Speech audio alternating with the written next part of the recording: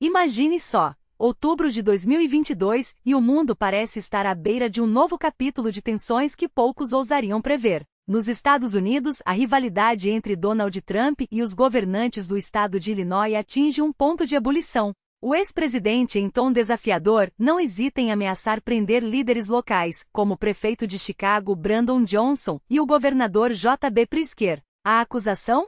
Suposta incapacidade de proteger agentes federais da imigração. Mas aqui está o detalhe. Trump não apresenta provas concretas, apenas palavras inflamadas que ecoam como um trovão em meio à tempestade política. Enquanto isso, imagens revelam a presença da Guarda Nacional nas proximidades de Chicago, com tropas posicionadas em instalações militares estratégicas. A justificativa oficial?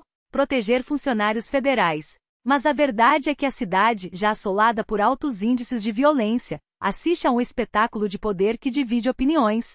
Alguns veem na intervenção uma chance de restaurar a ordem, uma luz no fim do túnel para quem sofre com a criminalidade desenfreada. Outros, porém, enxergam apenas mais um capítulo de autoritarismo, uma manobra política que pouco contribui para a segurança real dos cidadãos. É um absurdo, dizem os críticos.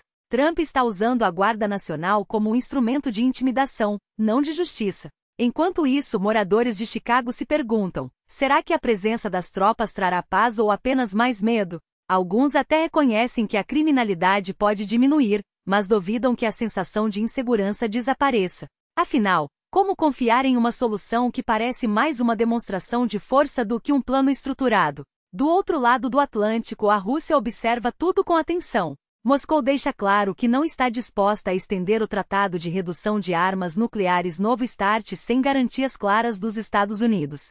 O vice-ministro das Relações Exteriores, Sergei Ryabko, alerta: qualquer movimento que desestabilize o equilíbrio estratégico será visto como uma ameaça direta. E não para por aí. Ryabko também critica a possibilidade de os Estados Unidos fornecerem mísseis de longo alcance à Ucrânia, chamando a medida de mudança qualitativa no conflito. Para a Rússia, isso não alteraria o desfecho da guerra, mas certamente elevaria o risco de uma escalada perigosa. Enquanto isso, na Europa, a presidente da Comissão Europeia, Ursula von der Leyen, não mede palavras. Ela denuncia as ações da Rússia como parte de uma guerra híbrida contra o continente. Ataques cibernéticos, sabotagem de cabos submarinos, drones invadindo o espaço aéreo de países membros, tudo isso, segundo ela, faz parte de uma estratégia calculada para semear o caos e enfraquecer a unidade europeia. Não se enganem, alerta von der Leyen. Esses ataques não são aleatórios. São parte de uma campanha sistemática para testar nossa resiliência e dividir nossa aliança.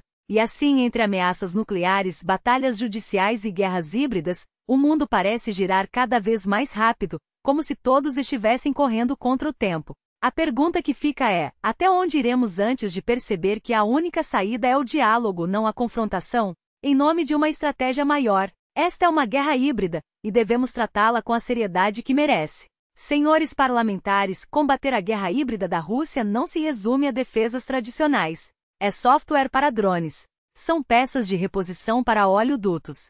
São equipes de resposta rápida em cibersegurança. E são campanhas de informação pública para disseminar conscientização. Isso exige uma mentalidade completamente nova de todos nós. Precisamos estar dispostos a sair da zona de conforto, buscar novas formas de agir e, acima de tudo, conter qualquer um que ameace nosso território e nosso povo.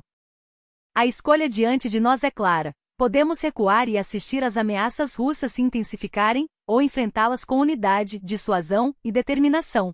O presidente da Ucrânia, Volodymyr Zelensky, acusou a Rússia de usar navios-tanque fantasmas para coletar informações de inteligência e realizar operações de sabotagem. Em seu pronunciamento noturno, após receber um briefing do chefe da inteligência externa ucraniana, Zelensky revelou que compartilhou essas informações com parceiros e enfatizou que a resposta à Rússia deve ser concreta. O chefe da inteligência detalhou como Moscou utiliza sua frota obscura não apenas para financiar a guerra, mas também para executar ações desestabilizadoras na Europa. O recente lançamento de drones a partir de navios-tanque é apenas um exemplo.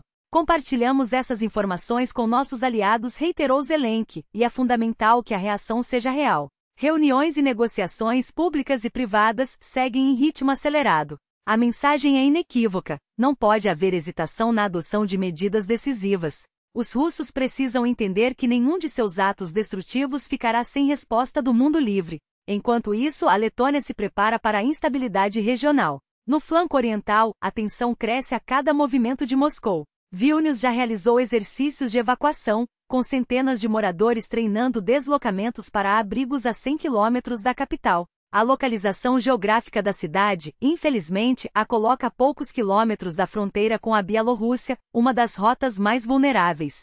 Devemos estar prontos para todos os cenários, alertam as autoridades. Os governos dos países bálticos e da Polônia elaboram planos abrangentes de contingência. Estão se preparando para evacuar centenas de milhares de pessoas caso o conflito na Ucrânia se espalhe para seus territórios. Vilnius, a apenas 20 quilômetros da fronteira bielorrussa, é uma zona de alto risco. Evidentemente, estamos falando de uma cidade inteira, explicam as autoridades. Se uma emergência exigir a evacuação, não será algo que acontecerá da noite para o dia. Talvez seja necessário agir em áreas específicas ou bairros. Mas a confiança, baseada na experiência, nos diz que devemos planejar para toda a população, os 600 mil habitantes da capital. Os planos prevêem que cerca de 400 mil pessoas deixem a zona de 40 quilômetros da fronteira. Pontos de encontro já foram definidos e o transporte organizado. À população, recomenda-se preparar uma mala de emergência com documentos e suprimentos. Durante as evacuações, as principais vias serão liberadas para a movimentação de tropas. Enquanto isso, em um raro momento de otimismo cauteloso, fontes das forças de segurança israelenses indicam que um acordo com Hamas para a libertação de reféns pode estar próximo. As negociações em Sharm el-Sheikh avançam e os Estados Unidos, segundo relatos, estão mais envolvidos do que nunca. O próprio Donald Trump acompanha o processo de perto e até avalia a possibilidade de comparecer à assinatura do acordo, a convite do presidente egípcio, Abdel Fattah al-Sisi. A pressão sobre o Catar, a Turquia e o Egito se intensifica. A participação da Turquia, em particular, chama a atenção. O presidente Recep Tayyip Erdogan não quer passar a imagem de fraqueza diante de seu aliado americano. Todos esses fatores criam a sensação de que, desta vez, o avanço é real.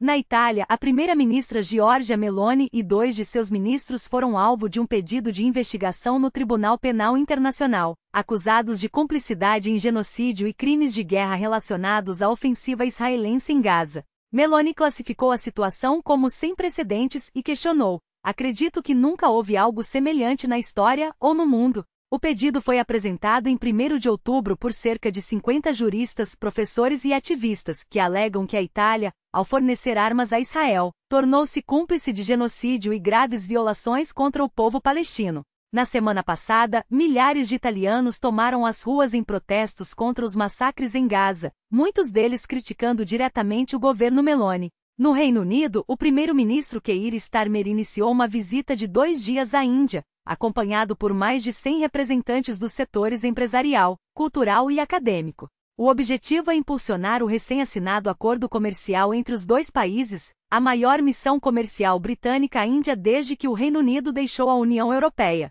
Esta é a primeira viagem oficial de Starmer ao exterior como premier, e o foco será em comércio, tecnologia e segurança. É um processo de mão dupla, destacou o governo britânico. No início do ano, o primeiro-ministro indiano, Narendra Modi, visitou Londres para assinar o Acordo de Livre Comércio, FTA, e agora é a vez de Starmer retribuir. O tratado, o maior fechado pelo Reino Unido desde o Brexit, tem potencial para aumentar o comércio bilateral em até 28,5 bilhões de libras esterlinas nos próximos anos. Na quinta-feira, 9 de outubro, Starmer se reunirá com Modi para discutir a ratificação e a implementação do acordo ainda em 2025. Na África, o carro do presidente do Equador, Daniel Noboa, foi cercado por uma multidão de cerca de 500 pessoas que atiraram pedras contra o veículo durante um evento na província de Canar. A ministra do Ambiente, Energia e Minas confirmou o incidente, acrescentando que o carro presidencial apresentava marcas de tiros.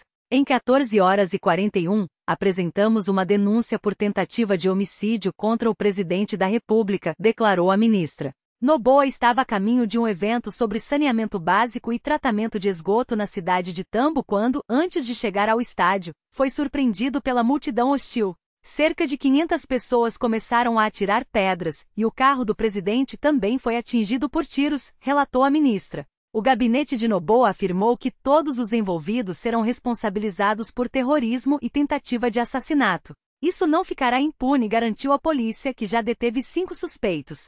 E as acusações de terrorismo não serão toleradas. O Equador não aceitará ameaças, não cederá à violência e não permitirá que atos como esses sabotem o trabalho árduo em prol do progresso e do desenvolvimento do país.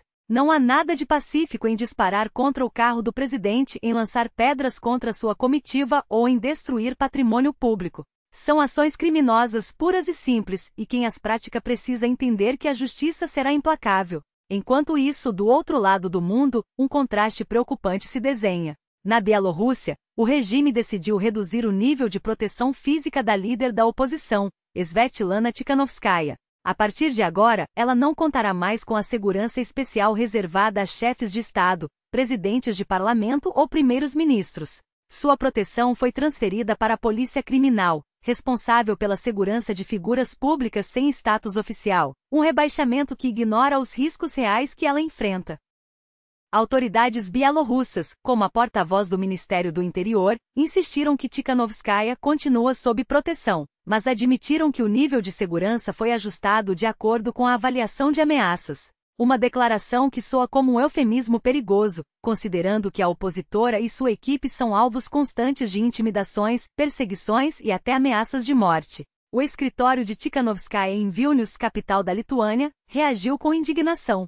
Seu assessor, Denis Kuchinskas, revelou que o governo lituano só comunicou a mudança no dia 1º de outubro, um prazo tão curto que impossibilitou qualquer planejamento. Gostaríamos que a decisão fosse anunciada com antecedência, afirmou. Como não tivemos tempo de nos adaptar, fomos forçados a suspender temporariamente as atividades do escritório. Uma medida que, na prática, enfraquece ainda mais a voz da oposição em um momento crítico. Apesar de tudo, Tikhanovskaya segue sendo reconhecida por seus apoiadores como a líder legítima da Bielorrússia, eleita pelo povo em um processo que o regime de Lukashenko tentou sufocar com fraudes e repressão.